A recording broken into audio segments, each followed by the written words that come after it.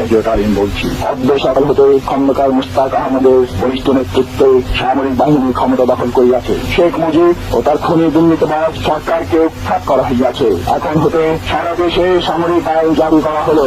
আপনারা সবাই আমাদের সাথে সহযোগিতা করুন। আপনারা নিশ্চিন্ত থাকুন, কোন অসুবিধা আপনাদের হইবে না। বাংলাদেশ জিন্দাবাদ। 1975-এর 15ই আগস্ট ইথারে ভাইসে আসা এই বজ্র নির্ঘোষ শুনছিল দেশবাসী।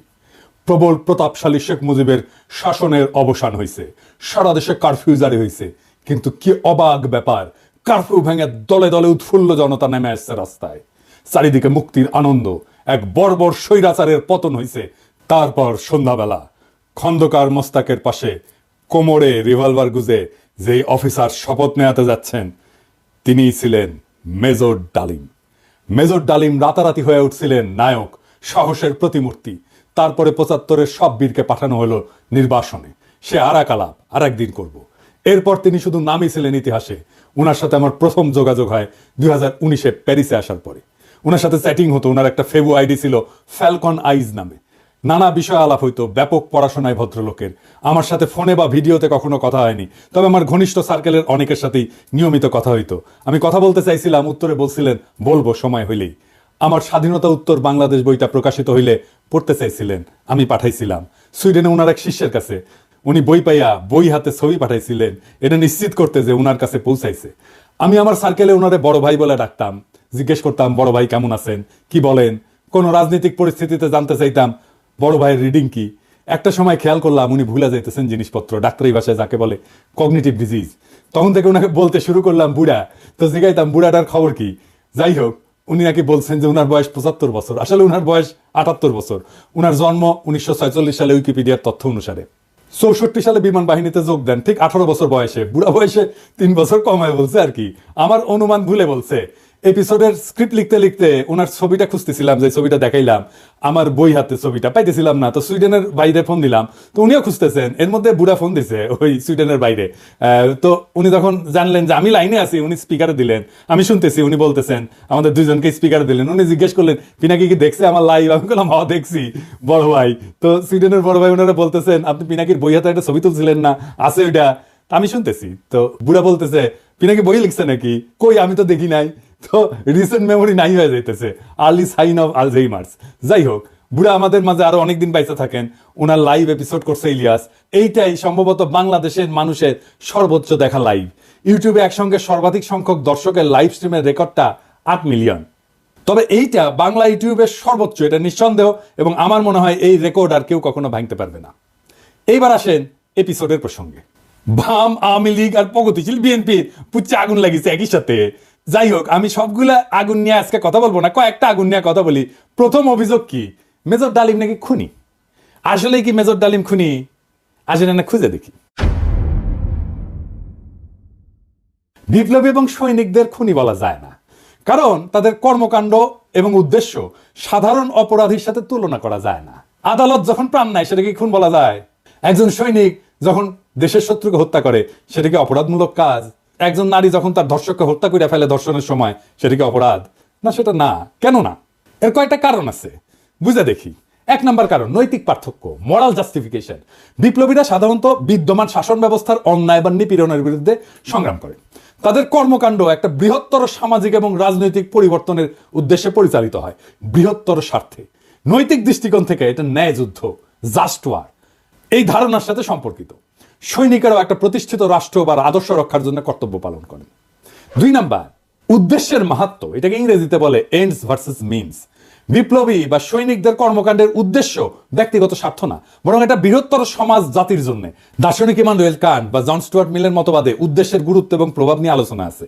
মিলের উপযোগবাদ বলে একটা তত্ত্ব আছে। এটা অনুযায়ী যদি একটা কর্ম বৃহত্তর জনগণের কল্যাণে হয় তবে সেটা নৈতিকভাবে গ্রহণযোগ্য। 3 নাম্বার, সমাজের দৃষ্টিভঙ্গি বা পারসেপশন বাই সোসাইটি। সমাজ সাধারণত সৈনিকদের রক্ষক এবং বিপ্লবীদের ন্যায়ের প্রতীক হিসাবে দেখে। সময়ের সঙ্গে অনেক বিপ্লবীকে নায়ক হিসেবে স্বীকৃতি দেওয়া হয়। এটার আইনি ব্যাখ্যাও আছে। 1 নম্বর হইতেছে যে লেজিটিমেসি অফ অ্যাকশন, মানে রাষ্ট্রীয় বৈধতা। সৈনিকদের কর্মকাণ্ড রাষ্ট্রীয় আদেশের আওতায় ঘটে। আন্তর্জাতিক আইন অনুযায়ী যুদ্ধ বা প্রতিরক্ষায় হত্যা বৈধ, যদি তা যুদ্ধের আইন মেনে চলে। 2 নম্বর হচ্ছে রাজনৈতিক লড়াই বরং অপরাধ, পলিটিক্যাল স্ট্রাগল ভার্সেস ক্রাইম। বিপ্লবীরা সবসময় বিদ্যমান আইন ভঙ্গ করে। বিপ্লব বা অভ্যুত্থান বিদ্যমান আইনের উপরে। সেই জন্য বিপ্লবীদের কর্মকাণ্ডকে অপরাধ হিসেবে বিবেচনা করা যায় না, কারণ আইন এটা সংজ্ঞায়িত করে বা ডিফাইন করে অপরাধ, আর বিপ্লব এটার উপরে। তা উপরে থেকে এই অপরাধের ডেফিনেশন তো বিপ্লব গ্রহণ করবে না। জুলাই বিপ্লবে পুলিশ নিহত হয়েছিল, মারা গেছিল, মারে ফেলা হয়েছিল, এটা অপরাধমূলক কাজ না, এটা বিপ্লবী সহিংসতা। এই জন্যই এই হত্যার বিচার করা যাবে না, কারণ বিপ্লব অভ্যুত্থান আদালত বা আইনের চাইতে বড়। যদি পুলিশ হত্যার বিচার হয় তাহলে ধরে নেবেন বিপ্লব পরাজিত। 15ই আগস্টের বিপ্লব পরাজিত হয়েছিল জন্যই আগস্ট বিপ্লবের নায়কদের বিচার এবং ফাঁসি হয়েছিল। 3 নম্বরে হইতেছে যে ইচ্ছাকৃত হত্যা বরং কর্তব্য, ইন্টেনশনাল কিলিং ভার্সেস ডিউটি। সাধারণ অপরাধী ব্যক্তিগত স্বার্থে হত্যা করে, অন্যদিকে সৈনিকেরা যুদ্ধক্ষেত্রে এবং বিপ্লবীরা সামাজিক রাজনৈতিক কাঠামো এবং বিদ্যমান ব্যবস্থা বদলের উদ্দেশ্যে কাজ করে এবং এর ক্ষেত্রে বিপ্লবী সহিংসতা হয়। এইটা তাদের কাজকে ইচ্ছাকৃত হত্যাকাণ্ড থেকে আলাদা করে। সেই জন্যই তাদের কাজগুলোকে ইচ্ছাকৃত হত্যাকাণ্ড থেকে আলাদা হয়ে যায়। শেখ মুজিবকে কেউ খুন করেনি, সে অভ্যুত্থানে নিহত। তার পরিবারের সদস্যদের কেউ খুন করেনি, তারাও অভ্যুত্থানে নিহত। দ্বিতীয় অভিযোগ হচ্ছে মেজর ডালিম শিশু হত্যা করেছে। আবার ইন্টারেস্টিংলি কৌতুকপ্রদভাবে এটা আইসিসে বামেদের কাছ থেকে। হ্যাঁ, মেজর ডালিম কি শিশু হত্যা করেছে? মেজর ডালিম 32 নাম্বার আক্রমণ করে নাই, তারে দায়িত্ব দিতে চাইছিল, সে নেয় নাই। কারণ মুজিব পরিবারের সাথে তার একটা ব্যক্তিগত পারিবারিক সম্পর্ক ছিল। সে গেছিল মুজিবের ভগ্নিপতি আব্দুর রব শেরনিয়াবাতের বাসায়।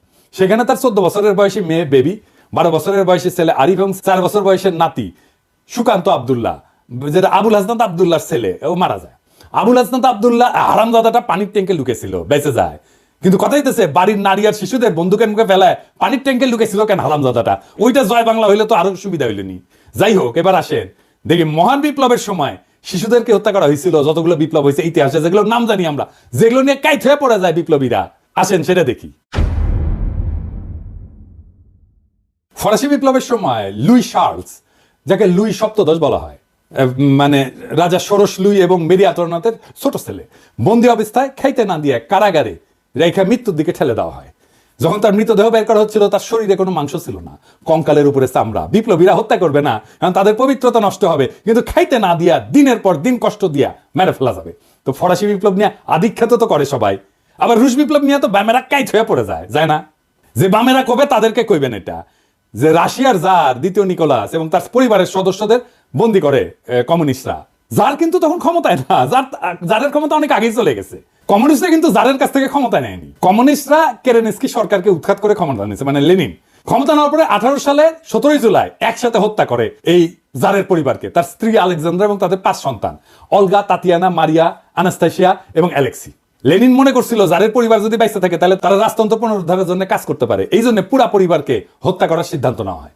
পরিবারের সকল সদস্যদেরকে কমিউনিস্ট বিপ্লবীরা গুলি করে হত্যা করে, পরে তাদের মৃতদেহ অ্যাসিড দিয়ে বিকৃত করে মাটিতে পুঁতে ফেলা হয়। এর মধ্যে অ্যানাস্তাসিয়া নিকোলায়েভনার এর বয়স ছিল 17 বছর, আর অ্যালেক্সি নিকোলায়েভিচের বয়স ছিল মাত্র 13 বছর।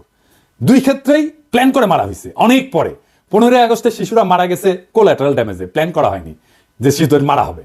এখন আমরা যদি বলি মেজর ডালিমেরা তো শিখেছে ফরাসি আর রুশ বিপ্লব থেকে, উত্তর আছে আগে বামেরা লেনিনের বিচার করুক, ফ্রেঞ্চ রেভলিউশনের বিপ্লবীদের বিচার করুক, জবাব আনুক, আমরা তারপরে জবাব দেব। এখন অনেকের মনে প্রশ্ন এসছে যে মেজর ডালিম কি তাহলে দেশে ফিরবেন বা ফিরতে পারবেন? আমাকে সুইডেনের ভাই, বড় ভাই, যিনি মেজর ডালিমের শিষ্য, উনি বলছেন ওনারে তো দেশে আনা দরকার, উনি অবশ্যই দেশে আসবেন। আমরা নতুন সংবিধান লিখলে 15 আগস্টকে বিপ্লবী অভ্যুত্থানের মর্যাদা দেব। আগের রায় বিচার সবকিছু ইনভ্যালিড হয়ে যাবে। তিনি তখনই বীরের বেশে দেশে ফিরবেন। 24-এর বিপ্লব যারা নির্মাণ করছে তাদের অনেকেরই আইডল ছিলেন মেজর ডালিম, অন্তত আমার তো ছিলেনই। ওনার নাম আমরা আকাশে লিখে রাখবো ঈসা খান তিতুমির, হাজী শরীয়তুল্লাহর সাথে। বাংলাদেশে যতবার জালেম আসবে ততবার মেজর ডালিমেরা জন্মাবে। কখনো তাদের নাম হবে আবু সাইদ, কখনো তাদের নাম হবে মীর মুগ্ধ, কখনো তাদের নাম হবে ওয়াসিম, আনাস। আমরা এক একটা তারার নাম দেব এই বীরদের নামে। 24-এর বিপ্লব একটা প্রকৃত বিপ্লব হয়ে উঠবে যদি আমরা নতুন সংবিধান লিখে মেজর ডালিমকে দেশে ফিরে আনতে পারি। সেই দিন হবে বিপ্লবের প্রকৃত বিজয়। ইনকিলাব জিন্দাবাদ।